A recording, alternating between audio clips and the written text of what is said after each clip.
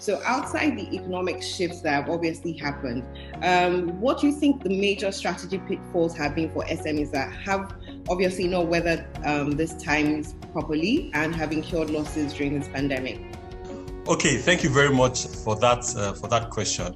So when you talk about economic shift, you're talking about a shrink in demand, the demand curve, moving to the left, as it were, a shrink in a decline in aggregate demand, in consumption spending, in investment spending, in government spending, exports minus imports decline. It's quite easy to blame the economy for failure of businesses, but the truth is that an economy in recession typically exposes poor business strategies and practices. So the businessmen and entrepreneurs should take advantage of the current downturn to improve their business, to improve efficiency. A few entrepreneurs tell me that they've been able to reduce their OPEX, some of them to as high as 50%. So it's not difficult to succeed in a flourishing economy, but when the economy goes bad, then we need to adjust. The first thing I'd like to talk about, which others are directly linked into, is panicking. When there's a recession, business leaders, entrepreneurs should not panic, because when you panic, you have tunnel vision.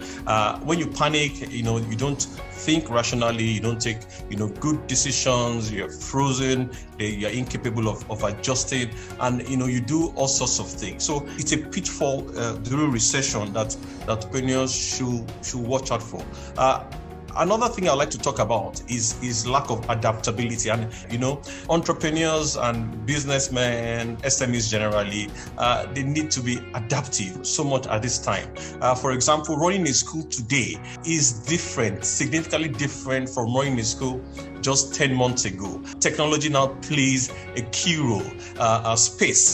Spacing also plays a key role. Assuring parents plays a key role. The way break time is structured is very important, and not just the school.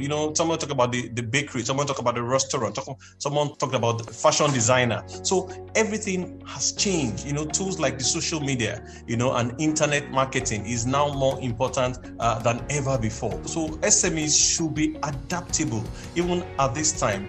Being rigid is a dangerous trap, which they should be careful of. Another thing I like to talk about is dropping your prices immediately, just reacting, to the economy, to the shrink in demand, to the shrink in consumer confidence and spending, and then dropping your prices as a reaction to that. Unless you're a low-cost leader, there will always be someone that can provide those goods and services at a lower price. So what should you do then? You should what I call accentuate, your most profitable product, i.e. understand the unit cost and understand the margin of each product. So this is time for SMEs, to pay attention to the cost build-up and see those products that are most profitable. They may not be your favorite, but they're the ones that are returning the biggest bucks to your bank. So you need to promote that, and anything can be accentuated once you are very clear on what the cost is. Another thing you can do is selling the same product to different markets at different prices. So the condition for that is that you need to be able to separate your market. So you need to be able to think and say, no, instead of dropping my price, let me see those people that are willing to pay more. Those people this market that I may lose at this price, let me drop the price. Let me capture them. Maybe the students, for example. Let me still maintain them. Let me still get the volume from them. Another thing they can do instead of dropping price is to outsource, segments of their businesses that they don't have comparative advantage with. Areas of their business that they're struggling with, areas of their business that's not their core competence, and give it to folks, that can do that. For example, delivery. You want to deliver for customers. Customers are not willing to come out these days. You don't need to buy your own bikes or your own delivery vehicles. You can get, so many companies, out there that can deliver for you. Akin Monehin, a business transformation manager at an international oil company, and is a business strategy mentor and a thought leader.